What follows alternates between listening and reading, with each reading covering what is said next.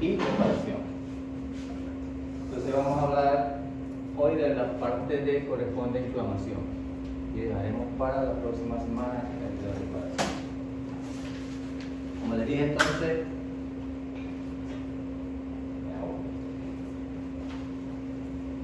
base a objetivos, definiciones y características están en las primeras etapas, entonces se basa en eso. La primera pregunta, los primeros temas. ¿Correcto? Quítale, creo que se va a estar metiendo en internet. Dale la siguiente. Objetivo específico con los que se van a guiar. Conocer la clasificación de la inflamación. Hay una clasificación clínica y una clasificación anatomopatológica. Ya ustedes han hablado de la clínica, van a conocer la clasificación anatomopatológica de la inflamación y por qué. Describir el mecanismo de los factores que intervienen en la inflamación y reparación, que veremos cada uno de ellos, desde los vasculares hasta las acciones de los diferentes químicos. Y fundamentar las características anatomopatológicas de la inflamación y reparación, es morfología. ¿Por qué se produce el edema y por qué se produce el enraizamiento y a qué se debe? De lo que ya hemos hablado. Tamaño, peso, color, consistencia, superficie, el corte, de todo eso que ya hemos hablado. Y ahí se basa la mayoría de las características morfológicas de que vamos a ver imágenes. De hecho. ¿Ok? Y los objetivos generales, pues muchos de ustedes van a ver términos nuevos quizás. Vamos a hablar en este tema un poco de fisiología y algo de fisiopatología para después entrar en la parte de morfología, que es lo que nos interesa entonces en este aspecto. La siguiente. Okay. La inflamación es una reacción vital, solamente se da en organismos vivos vascularizados. En un ser que muere no tiene este proceso. ¿Por qué? Por eso, como una reacción vital, debe tener riesgo sanguíneo, actividad de los componentes de la sangre y todos sus elementos internos. Y a diferencia de lo que piensan muchos, la inflamación no es más un mecanismo de defensa del organismo. Está reaccionando y nos está avisando que algo está dañando y que él está luchando contra eso. Y ustedes los clínicos los van a ayudar con el tratamiento que a base de medicamentos y otras terapias que ustedes aplican eso. Por lo tanto, ¿cuál es la finalidad? Es controlar el agente agresor, que sea traumático o con un agente infeccioso. Aislarlo y tratar de eliminarlo. ¿Para qué? Para controlar su daño, si lo produce. Si no se produce el daño, pues se regenera el tejido. Pero si se produce el daño, entonces viene el otro mecanismo, que es la reparación del daño. Reparar entonces la regeneración del tejido dañado, restituirlo a su morfología y funcionamiento normal, no siempre se puede.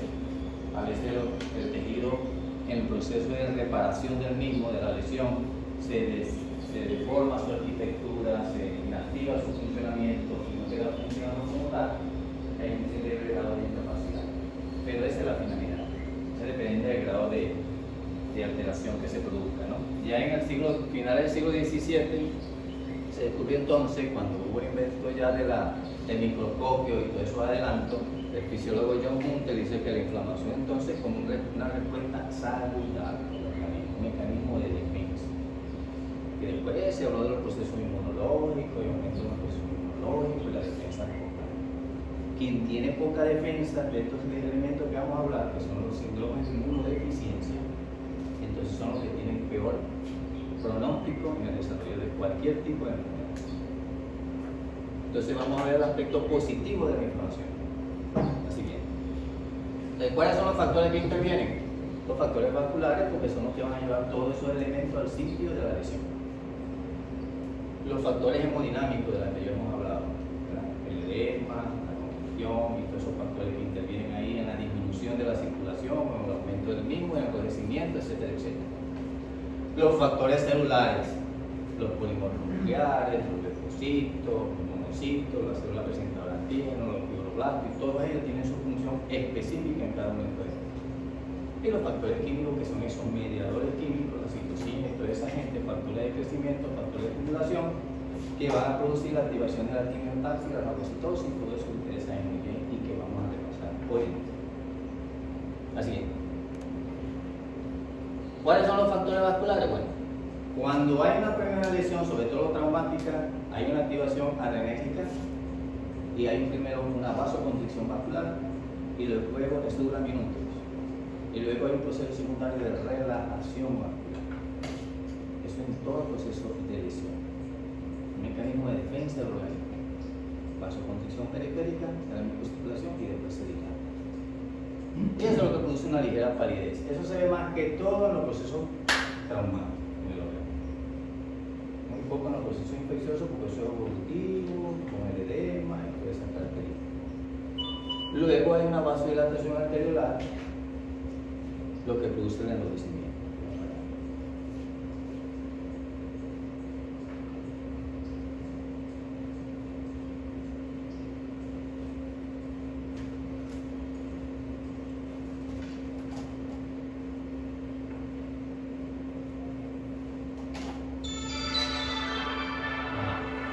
Luego hay una vasodilatación arterial periférica que produce entonces los cambios de coloración. Solamente rojo puede ser característica. También interviene el sistema venoso para eso.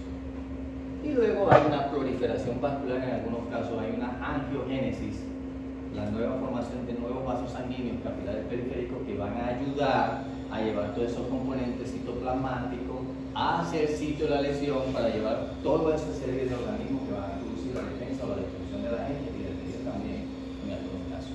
Esos son los factores vasculares. La siguiente. Entonces, se ve bien, ¿verdad? Se ve bien. Entonces, el aspecto morfológico de un tejido inflamado cuando intervienen los factores vasculares, sobre todo de hidratación, son los cambios de coloración. De una forma grosera. Estas imágenes las vamos a ver repetidamente para hacer una comparación de la secuencia de proceso inflamatorio. Rojo, enrojecimiento. Cuando hay un proceso de dilatación vascular periférica, hay un enrojecimiento y el rubor, el calor y el edema viene después cuando termina otro proceso hemodinámico. Y con el tiempo van cambiando de coloración, como lo vimos en la clase anterior. ¿La vimos? Así yo me confundo con la otra clase o otro servicio de programa. Entonces, aquí lo que vamos a ver en todo proceso inflamatorio es un cambio en la coloración del órgano. Cambia su color, ya hablaremos más adelante, cambia su consistencia, por supuesto cambia su aspecto, su superficie, ¿verdad? A veces cambia el peso, a veces cambia el tamaño. Es un cambio morfológico que ustedes tienen que ir ya aprendiendo a describir. Tienen que salir de este tema un año a aprender a describir la lesión.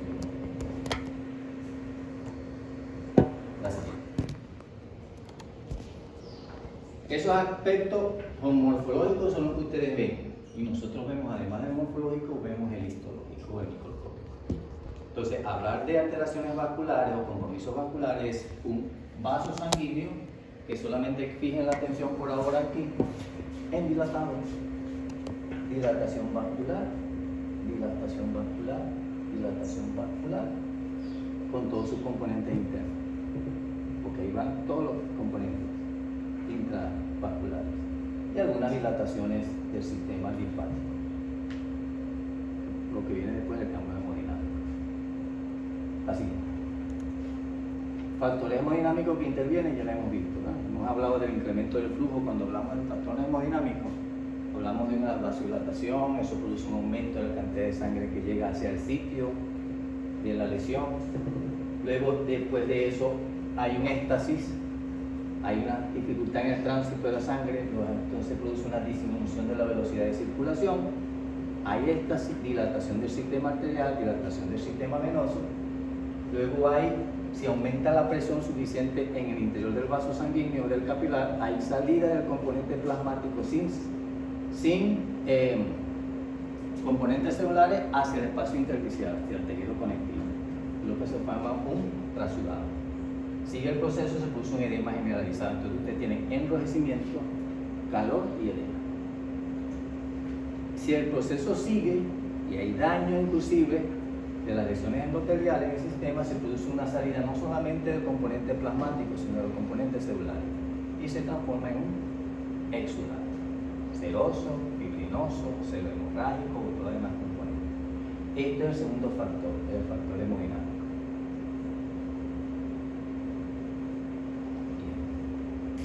La siguiente.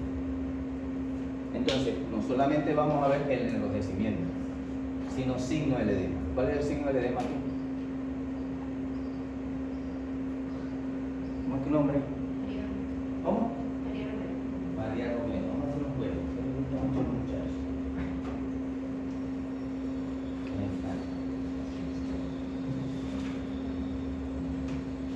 Dime un número de Ramírez, ¿verdad?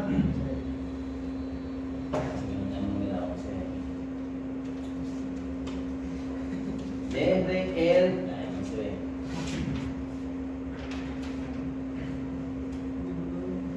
48, desde el 50 al 75. Rápido, no lo pienses mucho. 73. Villegas, María de los Ángeles. Vayan pensando y aprendiendo a hacer los números del compañero y cuando quieren hacer una mandada. Hácese en ello. Ajá, ¿cuáles son? ¿Tú viniste a la clase anterior? No. ¿Y no viste los... primero, no te pasaron ellos los videos? La última clase que creo que fue la de hemodinámica. ¿Te la pasaron? Sí, pero no la vi. Ah. ¿Alguien que haya venido? ¿Que le ayude? El signo del edema no se ve la condición vascular. ¿Cómo lo vemos nosotros? ¿Cómo me describe a ti las características de los trastornos hemodinámicos? No se ve. De eso se trata la anatomía. La vasodilatación. La vasodilatación, ¿cómo la vemos allí? Enrojecimiento. ¿Y los trastornos hemodinámicos? Tú has tenido todas las clases que cuando vine con ese fue el día que te salvar. Ok. Esas son las preguntas. El trastorno hemodinámico, como ya le dije, trasudado o exudado, edema. Y eso aumenta el volumen, cambia la superficie. Todo tejido u órgano que tenga una superficie brillante y refringente a la luz, nosotros estamos hablando de un proceso que algo está saliendo de los vasos sanguíneos hacia afuera. Y eso es lo que le da la superficie brillante característica del edema. Y el exudado y el trasudado lo vamos a ver en este componente blanquecino, se llama ¿cómo? Infectología. También infectología. Tampoco han venido. Cirugía, tampoco. Fibrina. ¿Saben lo que es la fibrina? Sí. ¿Han visto alguna vez un tejido con fibrina? No. Okay. Bueno, este es un componente de fibrina, es decir, es un material ceroso. A ustedes han hablado de frotis cardíaco, de frotes pleurales, ¿verdad? ¿Por qué se produce el frote?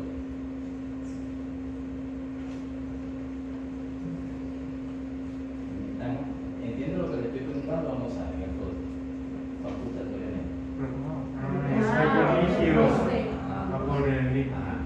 Se frotan en las cavidades pleurales o el cardíaco.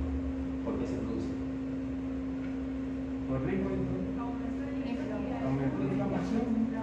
Cuando hay aumento de líquido están separadas las superficies pleurales, por lo tanto no se oye. No se oye. Lo que tienen ustedes es una disminución de la audición porque hay un espacio ahí. Puede ser que en matidez aumente. Pero cuando ese líquido hay un exudado o un edema se reabsorbe, el material se condensa en material fibrinoso que adhiere las paredes y algunas veces permite este movimiento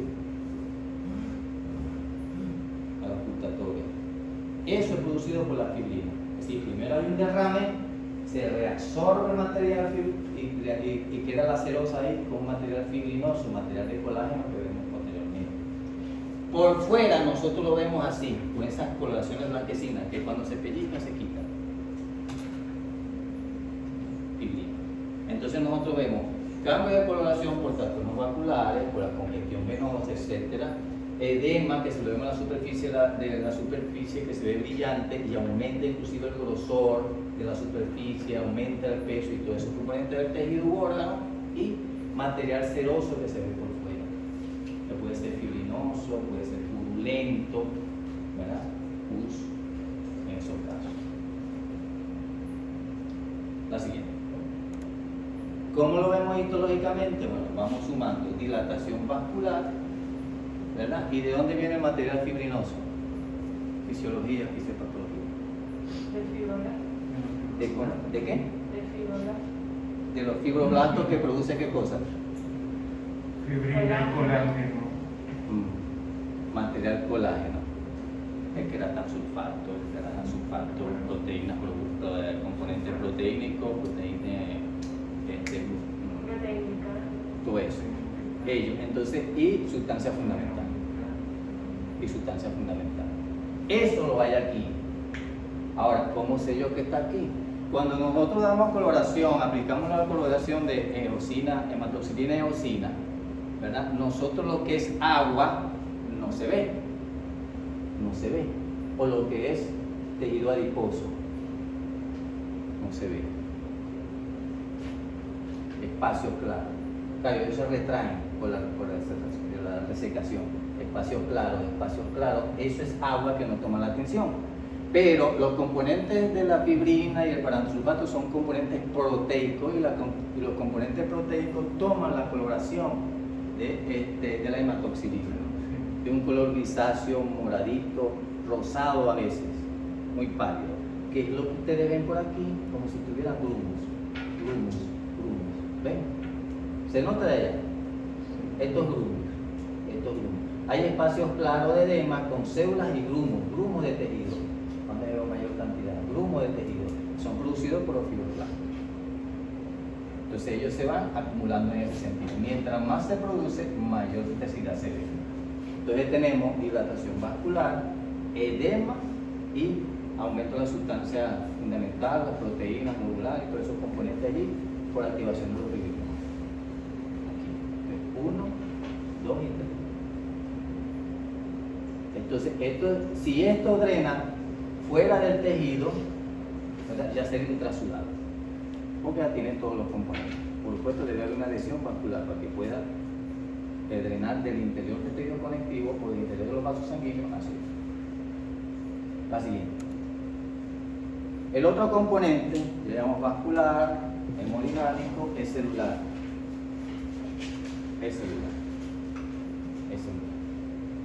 Cuando nosotros hablamos de polimorfos, nosotros hablamos de polimorfos nucleares y mononucleares. A ustedes los clínicos lo que están enseñando a hablar es de neutrófilos y eosinófilos, basófilos y linfocitos. Es lo que recuerdo ahora. Nosotros hablamos de polimorfos nucleares y mononucleares. Los polimorfos nucleares son, la mayoría de ellos son neutrófilos, y los mononucleares son los linfocitos.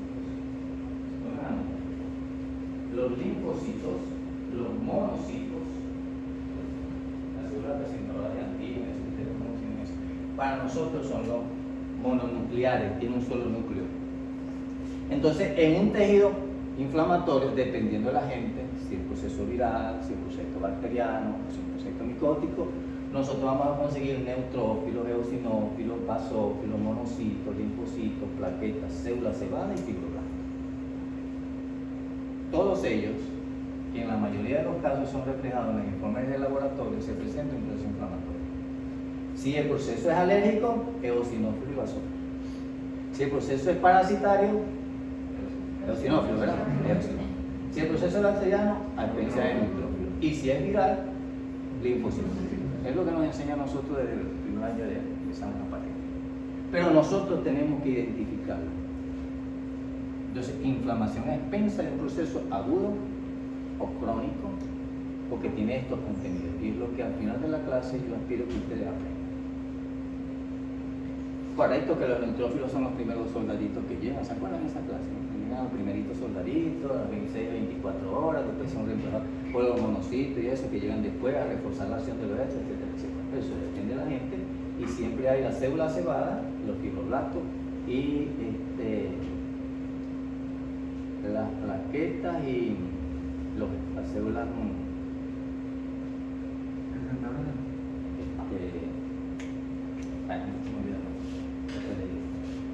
todos ellos, como sabemos todos, en etapa inicial por su formación están intravascular, algunos hay en el tejido conectivo, como aquellos solditos que han sido previamente sensibilizados.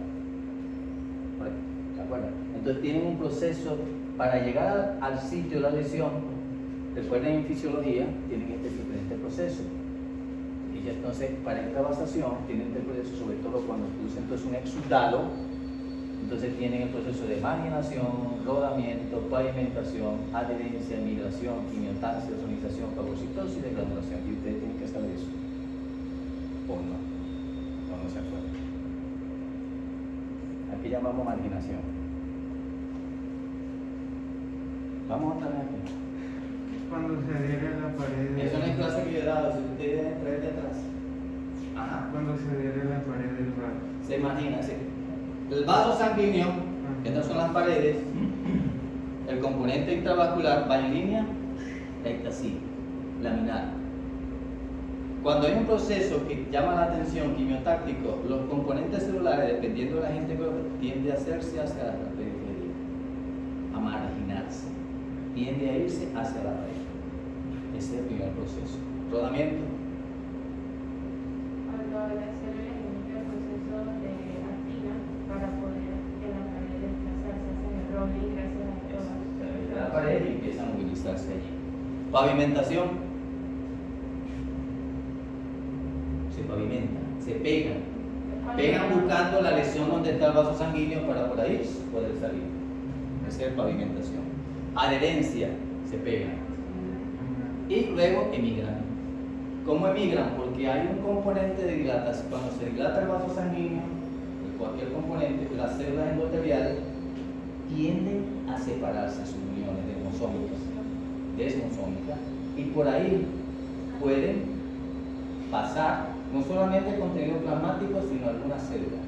Claro, ellos tienen sus componentes realmente, o son positivos o negativos, algunas son positivas, etc. Ahí no vamos a hablar de la polaridad. Y entonces empieza la migración, salen y van hacia el sitio que los está estimulando, propulsores quimiotácticos que vamos a hablar después. Cuando van hacia ese sitio que ya está, ya se llama un proceso de quimiotaxia, empieza a movilizarse hacia allá. Hasta ahí estamos claros. ¿Qué es la ozonización?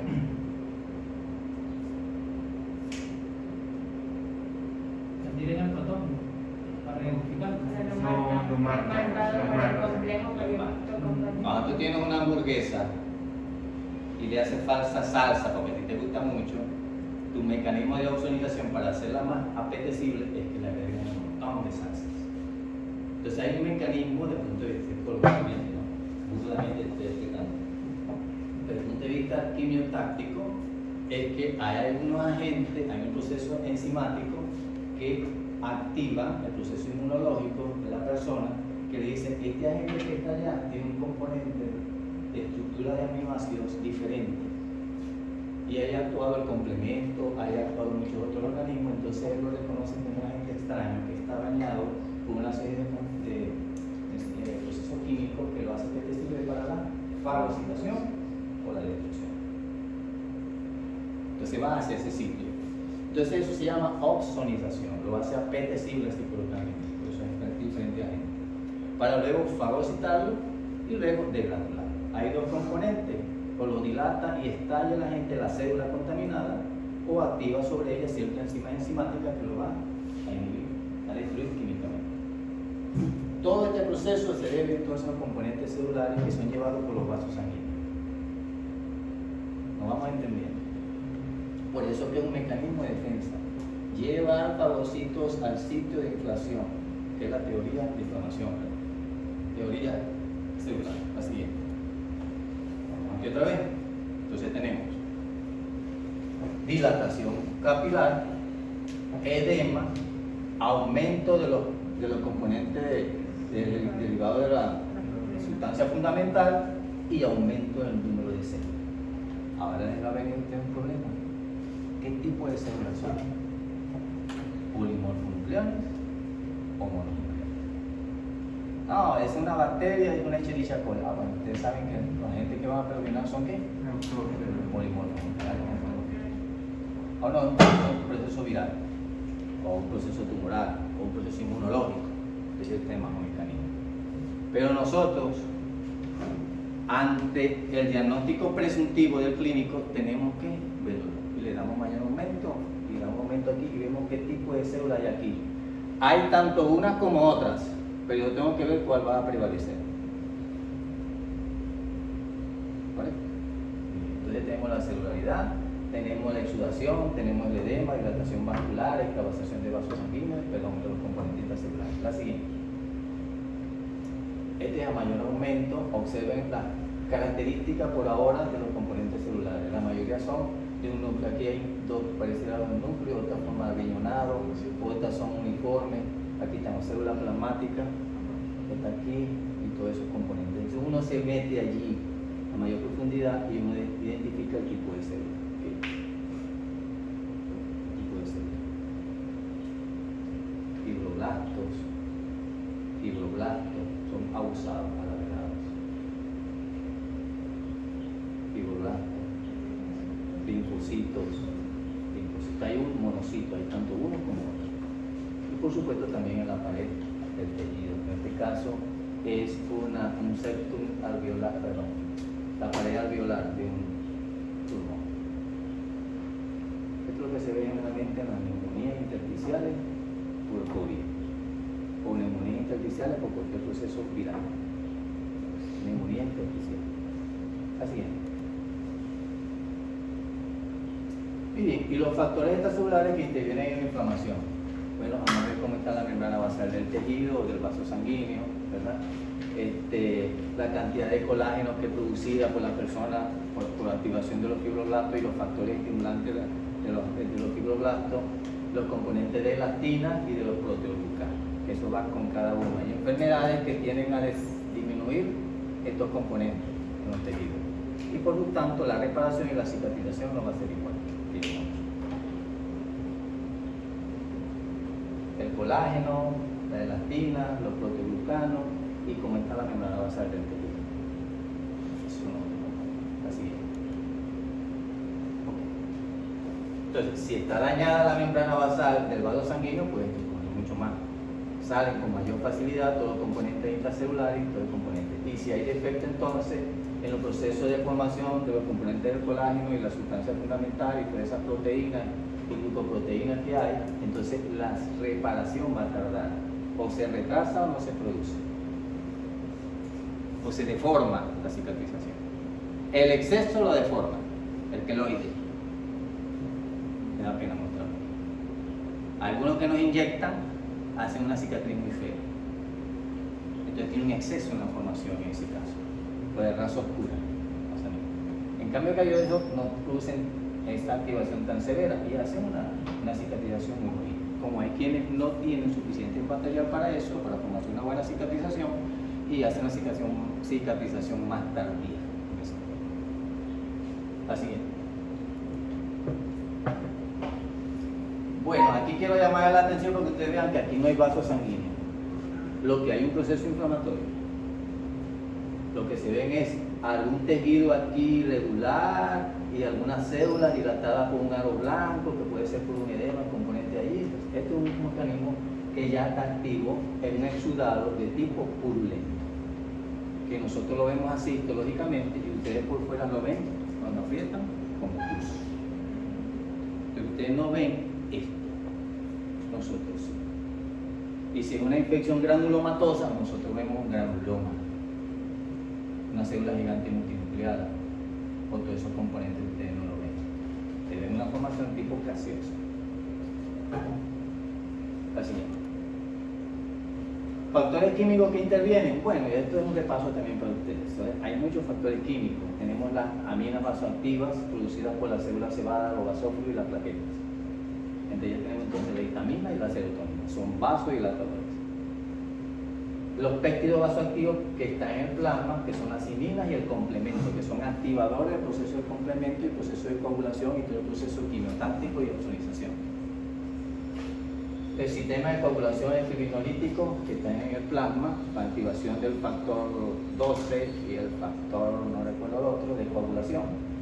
Los eucosenoides, como son los fosfolípidos de membrana celular, que producen también activación cuando Cuando se daña la membrana celular, ellos se exponen al medio ambiente y activan el factor Hahnemann de la coagulación. En este caso. Tenemos los agentes principales que se liberan por las células linfocíticas, como son la prostaglandina, el ácido araquidónico y el factor activador de la plaqueta, que es producida por el basófilo, y la citocina, la isoleucina y todos esos componentes principales producidos por los linfocitos y los monocitos. Ellos son liberados por la membrana, sobre todo algunas células en principal de los monocitos, linfocitos y monocitos fagocitosos. En estos casos. Eso se descubrió ya para el siglo XIX como sustancia liberadora, química liberadora, se comenzó a conocer sobre la inflamación. Entonces, estos componentes son principales activadores del proceso inflamatorio. Llaman y activan a todas esas células. La siguiente. Esta es una imagen de los factores de cómo se liberan, factores de quimioterapia. Como decía aquí, a nivel de la membrana, por lo menos el linfocito tiene su núcleo, ¿verdad? Y es diferente. Los fosfolípidos de la membrana que son liberados aquí cuando son activados y producen ácido araquidónico y leucotriena y prostaglandina que produce el dolor y la hidratación. Degranulación de los componentes citoplasmáticos que produce todos estos componentes, así como la activación. A nivel de la activación, si son previamente sensibilizados, a nivel del receptor activa para liberación también de algunas sustancias inhibitoras, etcétera, etcétera, etcétera. En estos casos. La siguiente. Esto es solo para que lo recuerden. A usted le gusta mucho preguntar la misma cosa de el examen. ¿De dónde deriva el linfocito? ¿De dónde deriva la célula presentada de antígeno? ¿De dónde deriva el macrocito? Entonces tomen nota.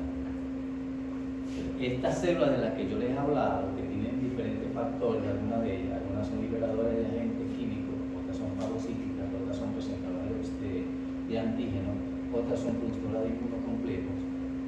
Entonces tienen una célula madre pluripotencial que tiene una diferenciación hacia célula madre linfoide y célula madre mieloide. De la célula madre linfoide se va a dar origen entonces a los linfocitos T o linfocitos B. Y el linfocito B va a producir entonces, cuando es activado, la célula plasmática. El linfocito T va a producir entonces el linfocito T citotóxico y el linfocito T auxiliar. Asimismo, de esta célula madre puede hacer origen entonces el linfocito de las células asesinas. En cambio, de la célula mieloide derivan los otros componentes, los eritrocitos, las plaquetas, los basófilos, los eosinófilos y los neutrófilos que están en la sangre. Y en el tejido van a estar los mastocitos, los macrófagos y las células dendritas. Y tenemos componentes celulares en el interior de los vasos sanguíneos y por fuera. Sobre todo cuando están sensibilizados. Bien, así. Bueno, esto es lo que quiere demostrar entonces todo el sistema que interviene en el proceso inflamatorio, tanto los componentes intravasculares, el endotelio vascular y los componentes que están en el tejido conectivo, ¿verdad? Inclusive las células que están en ellos presentes en el tejido conectivo. Y los fibroblastos y su importancia, los macrófagos o fagocíticos y las células asesinas. La siguiente. Bueno, los componentes de la sustancia fundamental, las fibras elásticas, el colágeno y todo lo demás. La siguiente. Esta es una imagen fotográfica de un frotis de sangre. Esto generalmente lo ve el hematólogo. Ahí va a definir el tipo de célula que está presente. Pero es para que ustedes sepan las características de un monocito, un mononuclear y un polimorfo nuclear. De un polimorfo, diferente morfología. Monocitos y linfocitos son mononucleares. Los basófilos, ¿verdad? Y los eosinófilos y los granulocitos y todo eso son polimorfos nucleares para nosotros, y así como lo describimos en los micrófonos. Entonces, en una imagen histológica, en un proceso inflamatorio, yo tengo que ver que a expensa de qué es la inflamación, de cuáles de esos agentes, si son mononucleares o polimorfonucleares, que prevalecen, porque a veces inicia, porque hay procesos inflamatorios que están totalmente reagudizándose y tiene también células mononucleares. Esas son células plasmáticas. La célula plasmática es un indicio de que la persona está respondiendo bien desde el punto de vista inmunológico. Se están activando células B, circulito B, y está produciendo inmunoglobulina. Cuando un proceso inflamatorio es crónico y la persona no tiene en su imagen histológica célula plasmática, ese paciente, y elevado a cuenta blanca de los demás, ese paciente está inmunodeprimido.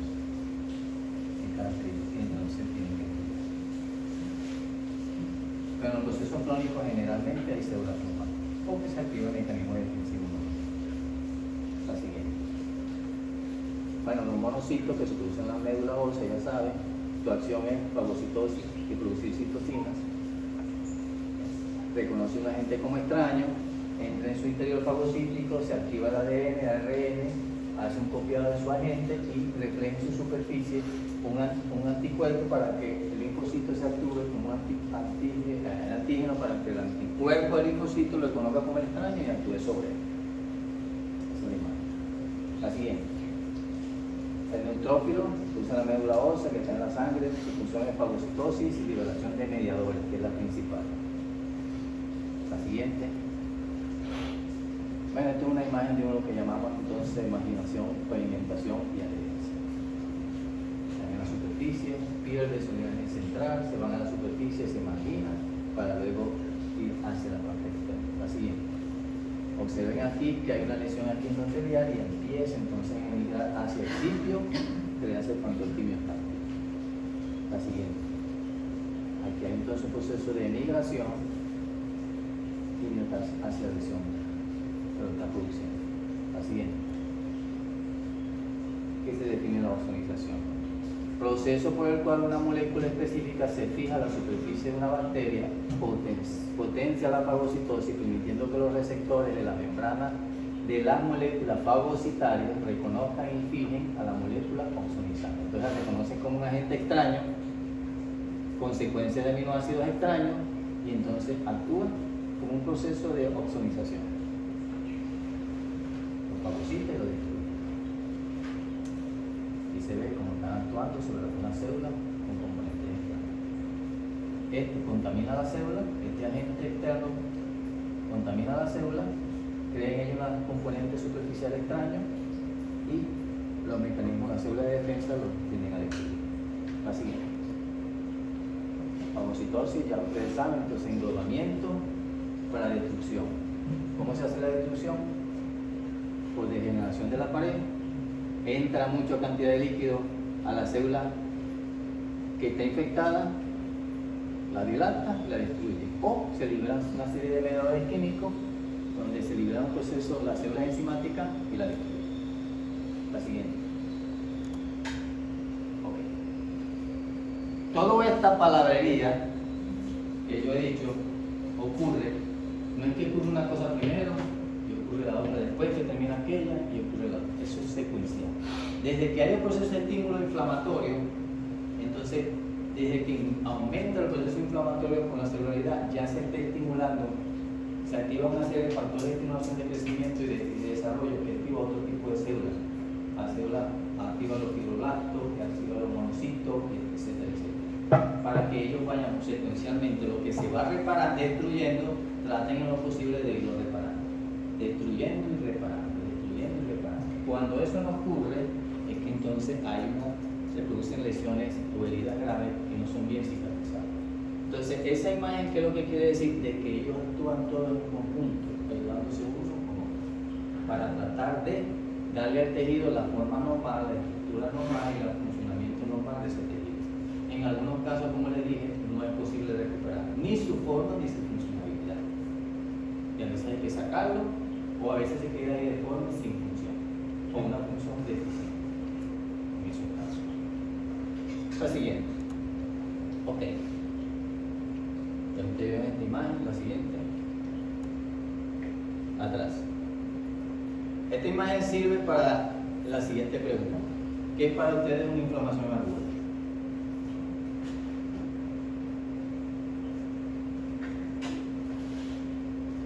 Serrano, Suárez, César, Augusto. ¿Qué es la familia de César Serrano? Es el hijo. Dígalo. ¿Cómo le diré? ¿Qué para ustedes los que les han enseñado en semiología? ¿Qué es una inflamación aguda y qué es una inflamación crónica? En clínica. Ya va, yo no lo sé. César, entonces tú lo dices. Un nombre. Daniel. Dime. Un proceso de la inflamación aguda, es un proceso inmediato producido por alguna lesión, el cual es ¿Y reversible. la crónica? La crónica sería igual un proceso inflamatorio, un proceso inflamatorio que perdura en un largo plazo de tiempo. Bien. Para ustedes los clínicos, en la revista tiene una inflamación aguda. ¿Por qué? No, empezó ayer. Empezó ayer. Y tiene los factores inflamatorios, células elevadas. La crónica no, ya tiene semanas, meses en ese caso. Eso para ustedes es una inflamación aguda. Claro, es como ontológica me puede presentar. Para nosotros, hablar de inflamación aguda o crónica es el tipo de célula que tiene. Lo clasificamos nosotros y lo que vamos a ver hoy.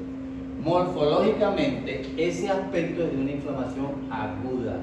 Está rojo, está brillante porque tiene congestión vascular, ¿verdad? Puede haber hemorragia, hay componente de fibrina en ello. Un proceso que está activo.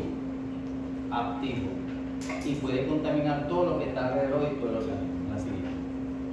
Para nosotros este es un proceso crónico, porque ya no está rojo, porque no tiene esas características, porque no se debe de edema y tiene otro tipo de coloración. Aquí lo que prevalece son engrosamiento de las paredes y fibrosis. Así es. Observen acá un proceso inflamatorio agudo, con los cambios de coloración, rojizo y ese puntillado purulento que se ve en los procesos de pielonefritis aguda. Y aquí, no sé si se verá bien desde atrás, se ve un riñón con retracciones cicatrizales.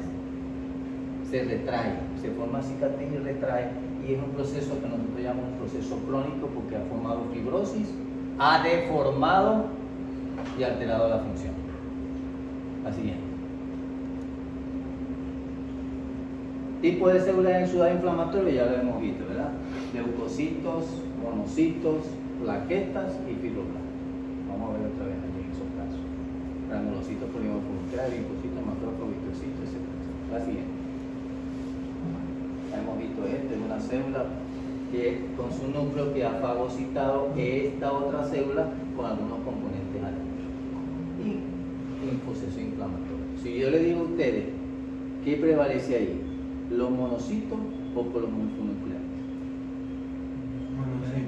Los monocitos. Entonces, aparentemente es un proceso crónico, pero aún tiene polimorfonuclear, es decir, que todavía está activo. Proceso crónico reagudizado o proceso crónico aún activo. Es decir, que está respondiendo bien el paciente al proceso inflamatorio. Así es. Y son diferentes tipos de células. Yo les decía de una inflamación granulomatosa, donde vemos una célula gigante multinuclear de tipo Langham en otro componente. Hay una abundante célula inflamatoria con abundantes células plasmáticas, la misma de la otra vez, y a veces hay crecimiento inflamatorio intracelulares, algunos componentes. La siguiente. ¿Ok? ¿Cómo la clasificamos? Según su duración en aguda y crónica. Entonces, aguda inicia en minutos y dura hasta los 2 días. Luego de 2 días es crónica, según tengo entendido la crónica mayor de 2 días. Según su exudado, nosotros podemos hablar en seroso, fibrinoso, mucoso o hemorrágico, según lo que esté exhibiendo. Es decir, que hablamos de inflamación aguda con un exudado fibroso, o una inflamación aguda con un exudado hemorrágico, o una inflamación aguda con un exudado purulento. Y según el agente puede ser bacteriano, viral, micótica, inmunológica y ambiental. Cada uno de ellos, bueno, algunos producen igual celular, tiene la particularidad de un proceso inflamatorio característico del agente. Y es función de nosotros, en algunos casos, definirlo, porque hay confusión. No saben si es un proceso viral, micótico, ¿verdad? Bacteriano, etcétera, etcétera. Entonces, la siguiente. Ok, clasificación anatomopatológica de la inflamación aguda y crónica. La crónica puede ser específica o inespecífica. La específica, por lo menos la inflamación granulomatosa. Uno sabe que es una inflamación crónica, como en la tuberculosis o en el proceso micótico. O la inespecífica, que es polimicrobiana. Tiene una gran variedad de microbios. El proceso del término subagudo se deja para aquellos términos que son crónicos, ¿verdad? Pero tienen el mismo proceso reagudizándose. A pesar de que son procesos crónicos, tiene células inflamatorias agudas, es decir, que el proceso está activo. Similar al proceso recurrente. Pero el proceso recurrente tiene más tiene más características de fibrosis, ¿verdad?, que celularidad. Pero igual tiene componentes inflamatorios agudos, puede tener componentes inflamatorios crónicos. ¿Se entendió lo que es para mí un proceso inflamatorio agudo y crónico? Porque se me va a preguntar en el examen. Es más, si no la responde, le quito hasta un punto. Usted tiene que salir de aquí, después de la clase de hoy, y terminar su curso en diagnosticar al menos desde el punto de vista anatomopatológico, macroscópico e histológicamente la inflamación aguda. ¿Se entendió? ¿Se entendió? Para los que lo van a estar grabando, ¿verdad? ¿Se entendió? La siguiente. Inflamación aguda característica macroscópica, que ya lo hemos visto. Entonces hay un enrojecimiento, la superficie lisa y brillante, copien, ¿verdad? Consistencia blanda o firme y revestimiento de fibrina. Sí, hay un exudado. Esto está muy bien en el libro de Anatomía Patológica de Robbie. Anatomía patológica estructural y funcional. Y microscópicamente, toda la clase. Microscópicamente hay un infiltrado a predominio de polimorfo nuclear y algunos monocitos. Hay congestión vascular con dilatación, trasudado plasmático, que puede ser edema, o un exudado que puede ser cualquiera de estos tipos. ¿Cuál es la diferencia entre un edema y congestión?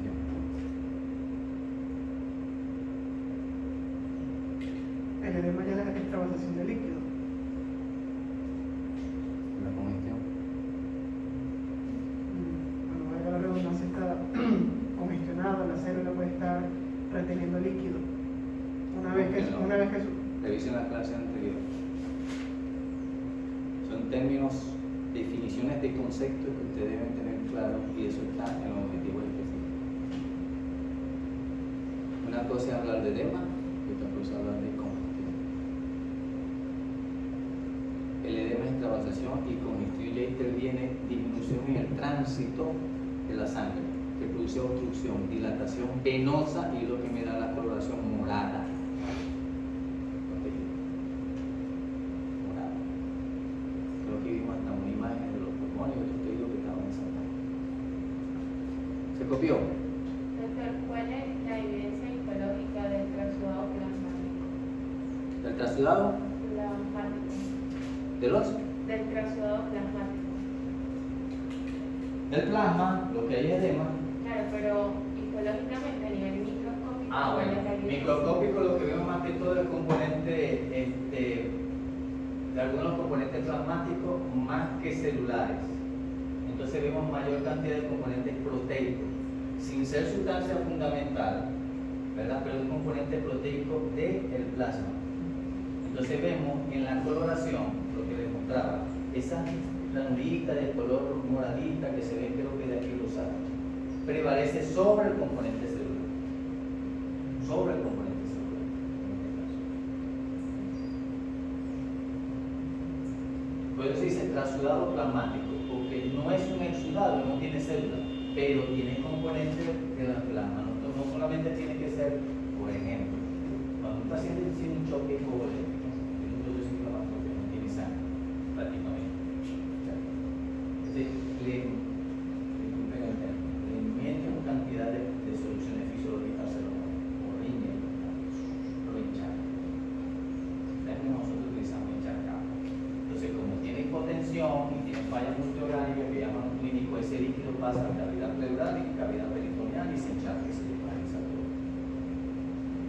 él tiene poco componente plasmático en esa forma porque hay pocas células. Entonces, en ese tipo de pacientes tú ves muy pocas células, ves con componente de transudado en pocas cantidades, más que en celular. A veces uno no ve casi células, siempre las hay, y ve más que todo lo transudado en esos casos. La siguiente. Ok, entonces nosotros vemos un tejido, lamentablemente no puedo creer normal, de un apéndice secado. Y vemos un tejido en donde nosotros vemos ahí superficie brillante, ¿verdad? El apéndice es un color blanco perlado, blanco perlado como un palidez, una palidez. Ahí se ve que está tomando un color un poquito grisáceo. Eso es signo ya de congestión. Y se ven que los vasos sanguíneos capilares están dilatados. Entonces tenemos dilatación, edema y congestión. Y algunos que otro lado podemos ver hemorragia. Es un proceso inflamatorio. Que en cirugía ustedes lo van a clasificar, dependiendo cuando vean patología digestiva, en inflamación edematosa, flebonosa, perforada y que hay muchas características. Yo siempre le cuento una anécdota la siguiente. Yo siempre le cuento una anécdota a los estudiantes o del programa. Cuando yo era residente en medicina, yo no fui de cirugía, pero uno hacía guardia con el residente de cirugía. Cuando llegaba caso de apendicitis, no estaba presente, por supuesto, porque no pagaban guardia nocturna a los cirujanos. Entonces, doctor, mire, hay un paciente aquí, tiene un lumbre positivo, tiene una cuenta de leucemia, tiene fiebre, lactato, está doloroso. ¿Qué edad tiene tal? Ah, bueno, está bien. Ponle hielo y le ponen metronidazol, que yo voy mañana. Al otro día, disminuyó la fiebre, se le calmó el dolor, está bien. La cuenta de lactato, eso no lo hacen en las clínicas, ¿verdad? Voy para allá inmediatamente. A veces se confunden, sobre todo en las mujeres, con un quiste de ovario. Y operan una apendicitis. Y consiguen una apéndice normal. Y hacen esto. Esto lo va a ver bien mismo allá, seguro. Y ahora me interesa en el apéndice. Y cliquean un rato y se pega un chico. Hasta que se pone rojo. Ya. Mándaselo a venir a la mierda. Está congestivo. Tuvo obstrucción macular. Claro, eso no saben la gente. Que la historia de eso que les conté es cierto, no ocurrió más de una vez, pero no sabemos si un proceso puede ser un inflamatorio leve o un proceso viral que esté produciendo una peritonitis regional, o puede ser un vaso un fecaloma adentro que después va a venir otra vez con el mismo proceso isquémico y que importe un parásito que tenga adentro y va a después seguir produciendo eso. Entonces, lo que quiero decirles con la anécdota es que estos procesos son las primeras fases. La siguiente, que dependiendo del tiempo de evolución se transforma en él. A veces llegan así y hacen inclusive un trastorno al peritoneo. Estas secreción inflamatoria llegan al peritoneo y hacen una adherencia de todo el epiploma, lo que se llama un trastorno en estos casos. Y vemos todas las características del proceso inflamatorio agudo. La anterior también es aguda, pero en una etapa inicial, flebonosa o edematizada. Y luego este es perforado. Aquí. La rosa. Macroscópica. La siguiente. Histológicamente, nosotros tenemos que dar el diagnóstico definitivo. Porque no, está de cajón, es una apendicitis aguda. Ajá, pero nosotros tenemos que dar el corte para ver la luz del vaso. Para ver si el proceso inflamatorio inició de la serosa hacia adentro o de adentro hacia la serosa. A veces hay un fecalito con impactación, a veces hay quistes de amibas,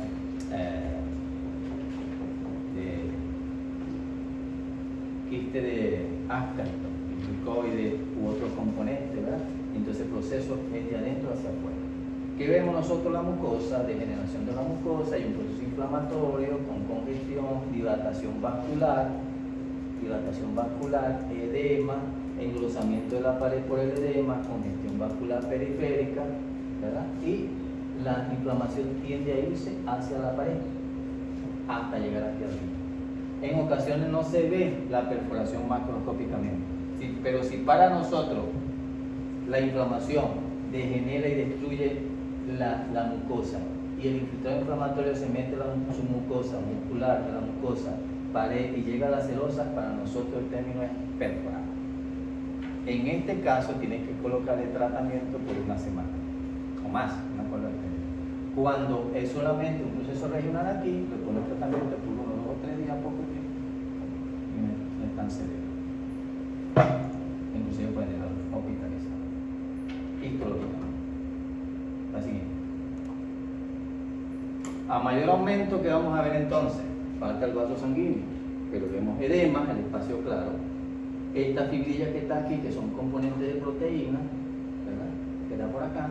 Las células inflamatorias, que no podemos identificarlas ustedes ya, pero la mayoría de ellos son células plasmáticas, algunos linfocitos y monocitos, destrucción de los tejidos, fibroblastos, y empieza el proceso de regeneración. Sobre esto, aquí vemos el edema y todo el proceso inflamatorio.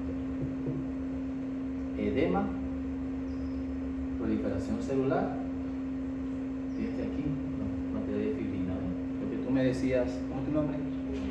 Alejandra. ¿Ven? Hay un edema plasmático, pues el componente plasmático y sustancia fundamental, componente proteico. La siguiente. Y vemos, puede ser una imagen de una apendicitis, como la que vimos, aguda, severa. Úlcero necrotizante perforal. Ulcera la mucosa, en la producción de necrosis y perfora todo. Vemos todos los elementos, todo. Por eso inicié con esta lámina. Todo lo que hemos hablado está representado. Así es. Y el absceso. Aquí en el absceso no se ve nada. Por eso es que nosotros le decimos a los cirujanos, no me agarren tejido necrótico, porque lo que voy a ver es esto. Busquen hacia la orilla de la necrosis o área sana inflamada o algo así donde yo pueda ver la lesión, si es tumoral o por cualquier otro tipo de agente. Pero nunca el centro de la lesión necrótica y por supuesto material purulento, eso no se estudia. La siguiente. Ya la vimos, la siguiente. La inflamación crónica se va a caracterizar por la fibrosis y activación mononuclear. Puede ser reagudizada, como ya le dije. Entonces tenemos macroscópicamente, la superficie del órgano se ve parda, grisácea y puede estar rojiza, pero no se ve brillante, porque no hay un edema manifiesto. La superficie puede ser irregular y opaca. La consistencia es firme, pero la firmeza la da es por la cantidad de fibrosis. En cambio, los procesos agudos pueden ser firmes, pero es por el edema y la congestión. Y generalmente aún persiste revestimiento de fibrina. En esos casos, en la superficie. ¿Qué veo microscópicamente? El infiltrado a base de mononucleares, macrófagos, linfocitos y células plasmáticas. Aquí sí hay una gran proliferación de fibroblastos porque son los que van a producir los procesos elementales para la cicatrización. Depósito de colágeno, de fibrina, fibrinolicina y todos esos componentes, de células degeneradas o destruidas, proliferación vascular, pero más que todo periférica para llevar los componentes de reparación, y un exudado que sí lo hay, puede ser fibrinoso, purulento, seroso, mucoso, hemorrágico y mixto. Generalmente no es purulento, a menos que haya un proceso reagudizado. Generalmente es fibrinoso, como en la pleuritis y las adherencias y el frote que les dije, ¿verdad? Seroso, mucoso y algunas veces pues mixto y hemorrágico. Eso depende de la gente y de la gravedad de la lesión. Entonces, características diferenciales histológicas. entre una inflamación aguda y crónica, te la tienen que aprender, porque sí. Porque sí. Copiaron, ¿no? Seguimos. Seguimos. La siguiente. Entonces, esa es una imagen de un tejido que es lo que prevalece. Olvídense lo que está en el centro. Yo les voy a decir, ¿qué es esto? Apéndice. Hay apéndices que son acodadas y se corta así. Entonces se cortó, quedó una parte para acá y una parte para acá. Pero esto es lo que me llamó la atención, la fibrosis.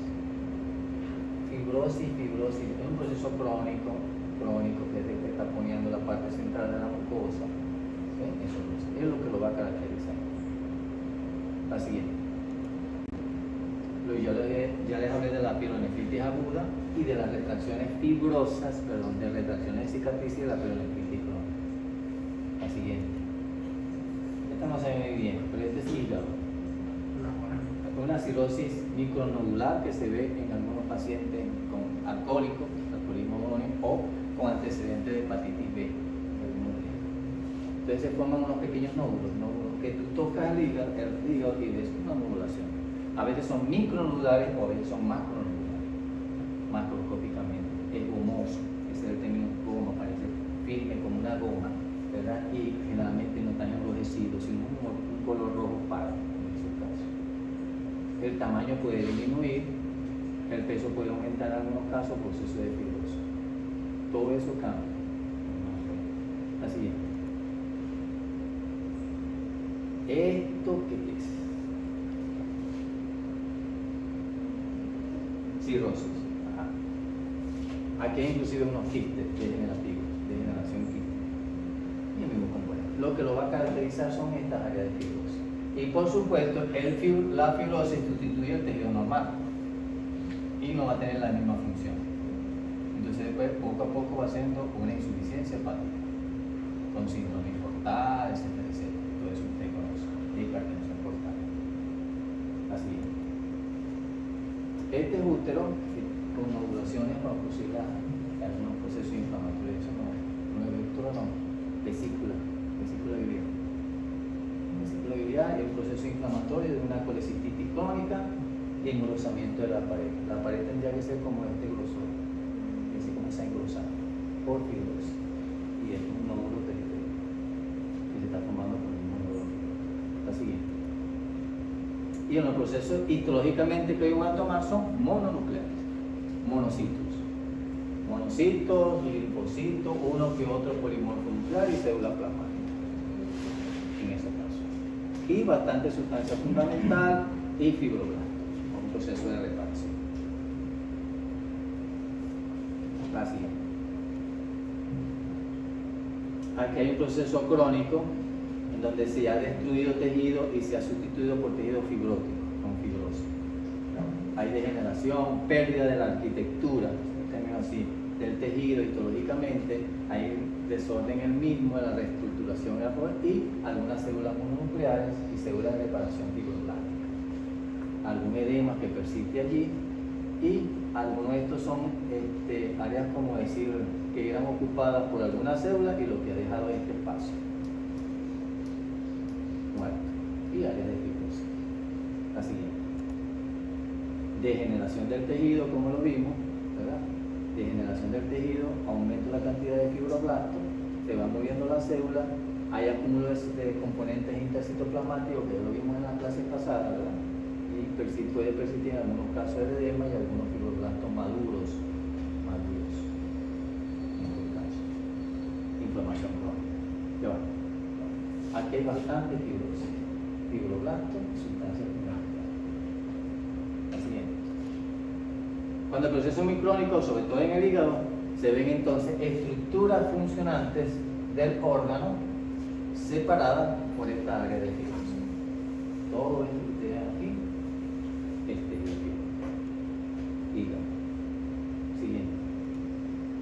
Aquí el tejido fibrótico, algunas estructuras funcionantes, algunas con degeneración y fibrosis. Histología. Siguiente. Aquí ven otro material fibroconectivo. Eso es lo que prevalece, células mononucleares, casi no se ven vasos sanguíneos acá. La siguiente. Hay una inflamación crónica que tiene su nombre, que es la granulomatosa. Uno dice inflamación crónica granulomatosa. Inflamación granulomatosa. Ya se sabe que es un proceso crónico. En este caso. Características macroscópicas. Por ejemplo, la tuberculosis. El órgano está pardo, está grisáceo y está rojizo. La superficie es irregular u opaca y de consistencia generalmente es firme. Desde el inicio, el proceso inflamatorio se caracteriza por un infiltrado mononuclear. Monocitos, pueden ser macrófagos, pueden ser histocitos, células plasmáticas y células gigantes múltiples. Histocitos infiltrados.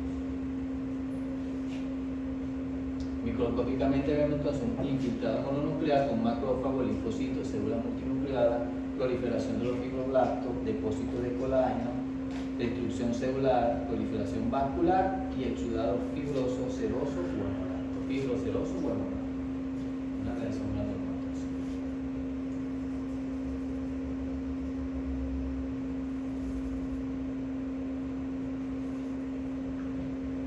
La vacuna es la BCG de este tipo de reacción. Hay algunas de las más antiguas que no. Y una hipersensibilidad de tipo, se va a ver en las próximas clases. Hipersensibilidad de tipo. Lo siguiente. Es una lesión en el tobillo, leishmaniasis. Da una reacción granulomatosa. Si se ve el edema, muchas veces por la secreción que hay allí, y vemos la úlcera con el fondo y la lesión macular periférica. Es un ejemplo por lo menos de reacción granulomatosa.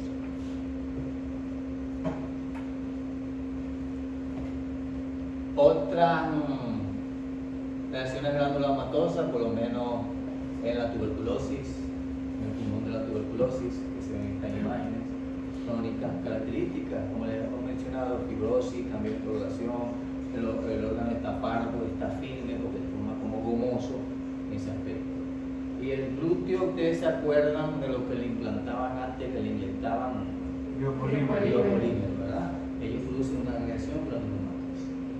El problema es que esta reacción granulomatosa no es como un proceso agudo que es encapsulado, sino que ellos se van. Entonces, ¿cómo van a quitar todo eso? Por eso, recuerden la anécdota de la cantante española, que ya la han operado y le han quitado tejido, y sacan tejido lesionado con tejido normal. Entonces, a la larga producen esos implantes. Las lesiones en los párpados, ¿cómo se llaman? La bomba, bueno. Allí reacciones granulomatosas, en piel, las reacciones venéreas y todos esos componentes producen este tipo de inflamaciones, ¿no? Esas son características. El diagnóstico se hace clínico, y nosotros lo corroboramos. En algunos casos, sobre todo en la inmunología u otro tipo de reacciones, ante la sospecha de un proceso micótico de tuberculosis, nos enviamos una muestra. En esos casos, para ver si el proceso en realidad es granulomatoso o no. Eso es todo lo que ellos necesitan saber para poner el tratamiento adecuado. La siguiente. Es un proceso inflamatorio de un fragmento de tejido con inflamación granulomatosa. Estas son todas células mononucleares, monocitos. Y aquí vemos una célula gigante multinuclear. Esto lo tenemos nosotros que conseguir en el tejido para hablar de un proceso granulomatoso. Si no conseguimos células gigantes multinucleares, aunque el proceso sería así, nosotros debemos hacer inflamación crónica a expensas de mononuclear. Pero si le vemos esto aquí, colocamos inflamación granulomatosa. Ellos tienen una característica que lo vamos a ver más adelante, la siguiente. Cuando vemos una reacción granulomatosa, vemos una célula gigante multinucleada rodeada por linfocitos y en última capa vemos los fibroblastos y luego los monocitos alrededor. Eso es un nódulo granulomatoso. Células gigantes multinucleadas, linfocitos, fibroblastos. monocitos, perdón, y fibras. Reacción de las células gigantes multinucleares. El edema, sustancia fundamental, se está fibrosando, pero se está descubriendo. Ese es el problema, por eso que se forma la secreción que parece un queso, un caso, o que no termina de fibrosarse. Entonces usted exprime lo que hay un material proteínico que sale cuando exprime eso. Siguiente. Eso ocurre hasta en el hogar. Aquí tenemos una reacción granulomatosa, una célula gigante multinucleada, una célula gigante multinucleada y un tejido con múltiples células gigantes multinucleadas diferentes granulomas. Este es un granuloma, este es un granuloma, este es un granuloma, este es un granuloma. Reacción inflamatoria granulomatosa.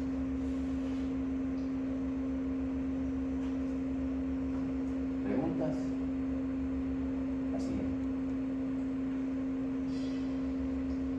Esto ya lo vimos. Bueno, lo hablamos sobre ello. Patrones morfológicos en la inflamación. Eso más que todo es la superficie de lo que sucede. Entonces tenemos un exudado que puede ser seroso, fibrosa o purulenta. Seroso, líquido poco denso procedente del plasma y del revestimiento mesotelial de la cavidad, la serosa. Entonces se llama serositis. En el abdomen le dice peritonitis, en el torso le dicen pleuritis y en el corazón carditis o pericarditis. Entonces la pericarditis purulenta, fibrinosa, ¿cómo que dicen el término de pericarditis? Pan y mantequilla. La fibrinosa, exudado de grandes cantidades de proteína plasmática con precipitación de fibrina. Claro, esta es una imagen de un diagnóstico histológico. Y purulenta, que es un exudado purulento producto de necrosis celular con abundantes células polimorfomodulares. Eso es lo que es el pulso. Células muertas con proteína desnaturalizada por el proceso inflamatorio y células inflamatorias de material purulento. Abundante proteína. No es que alimentan, sino que están componentes del proceso proteico. ¿Okay? En esta imagen lo que vemos es lo siguiente.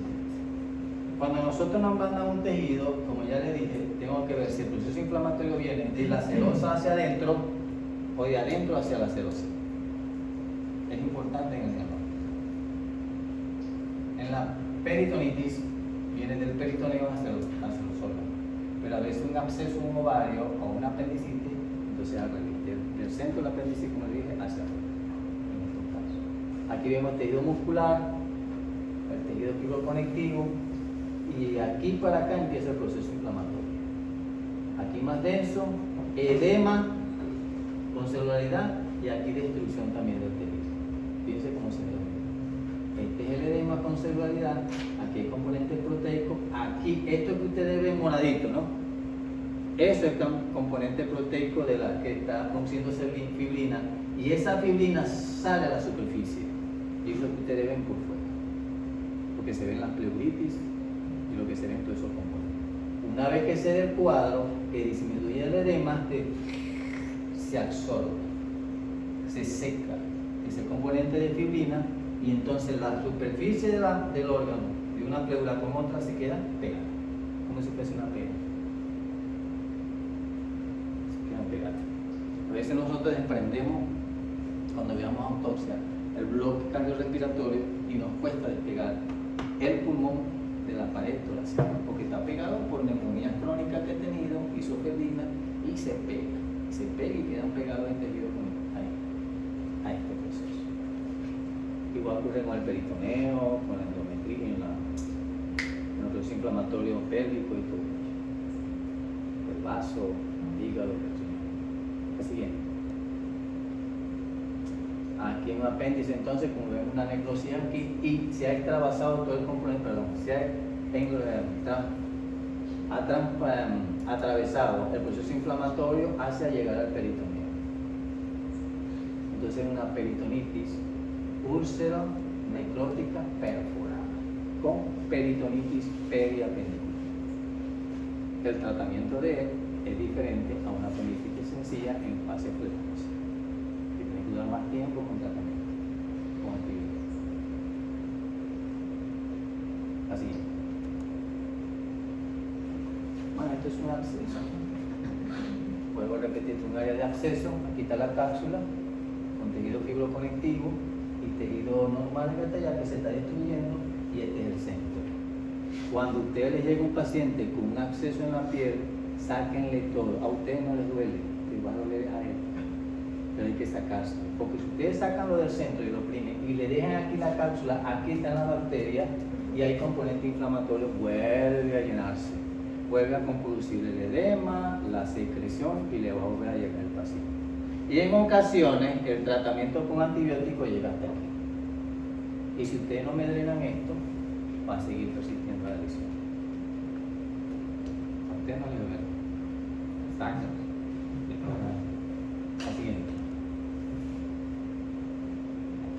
Okay. Preguntas. Entonces, tienen que aprender la terminología nueva que han oído. Tienen que aprender la clasificación de las inflamaciones a nivel patológico. ¿Por qué se describe la inflamación aguda y la crónica desde el punto de vista patológico? ¿Qué elemento voy a buscar? Celulares, plasmáticos y cualquier otro. ¿Cómo se ve la imagen de un órgano con inflamación aguda y crónica? Lo más relevante.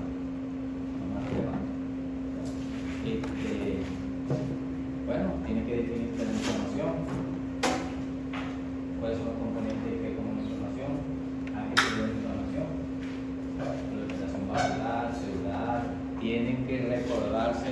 En el escrito no le van a hacer esa pregunta, pero cuando se está en el examen oral, para tratar de ayudarlos, lo que hacemos a veces es hundirlos más, porque creemos que ustedes conocen de fisiología y le preguntamos de fisiología y entonces repasa la parte de fisiología.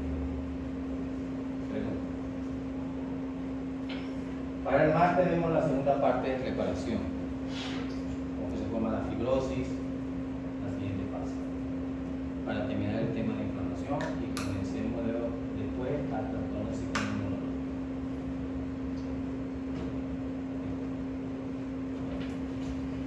A la misma hora. Si los estudiantes les cuesta mucho venir a las tardes porque viven muy lejos y no se pueden ir con tiempo, y me dicen, doctor, podemos ver la clase en la mañana. El problema es que en la mañana, y ya se calculado nuevamente, tengo los juicios. Y pero estoy tratando de ir 1 o 2 veces, entonces para no ir ni los martes ni los jueves. Y no sé cómo estoy de trabajo. Y como la doctora está de reposo porque su mamá está enferma, yo estoy cubriendo todo el tiempo, de lunes a lunes. Entonces, conversen con los otros grupos, si están, pero me vienen lo que son. Hoy, con esa excepción. Entonces, si yo veo que en la tarde me va a ser difícil, mientras se pueda en la mañana. La clase de medicina legal todavía no tenemos fecha para el inicio. No tenemos problemas, no son tantos temas. Y por el factor de tiempo mío, que tengo una vez a la semana también es por la tarde, lo fijaremos. Bien, eso es todo. Gracias por la atención.